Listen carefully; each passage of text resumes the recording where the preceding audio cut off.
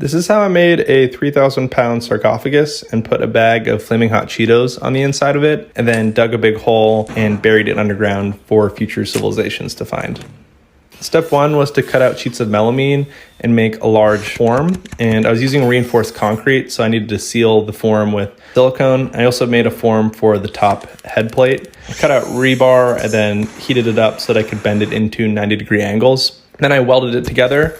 Concrete has really good compressive strength, but it has really bad tensile strength, so you need the rebar to keep it from cracking. So once I had one layer of concrete down, I got a second smaller form that I had made and put it inside the outer form, and it made sort of a bathtub thing.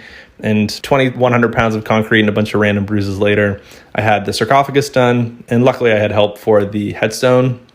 I let those dry for about a month and a half and then came back and started the demolding process. The outside of the mold was really easy to get off, but the inside, I needed a sledgehammer and a pry bar.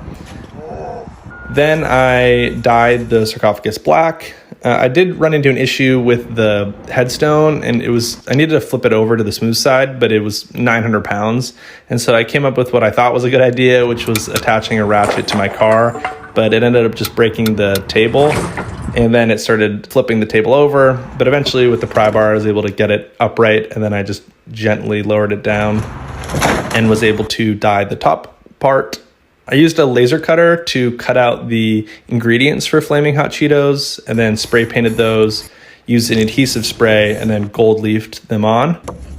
The Flaming Hot Cheetos people are not sponsoring or even aware of this project. Then I went to a bodega and got a bag of Flaming Hot Cheetos and cast it in resin, and then beveled the edges and attached eye bolts to each of the four corners. And I did the same thing for the inside of the sarcophagus. And then I ran wires to the Flaming Hot Cheetos with springs on the end so that it was elevated and seismically isolated so that if there was an earthquake, it wouldn't get damaged.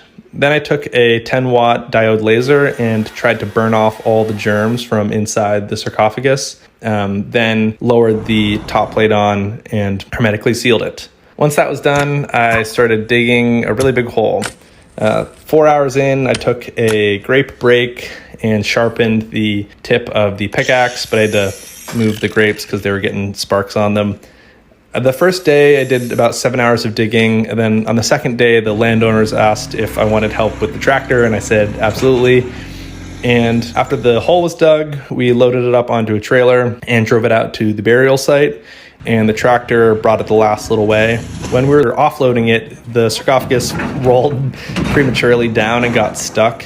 And we tried using pry bars, but it was 3,000 pounds, so we had to get this super long pry bar, and with the extra leverage, we were able to put it in place. And then we buried it underground with the help of the tractor. I also made this monument for marking the burial site as well. And that's it. Hope you liked it.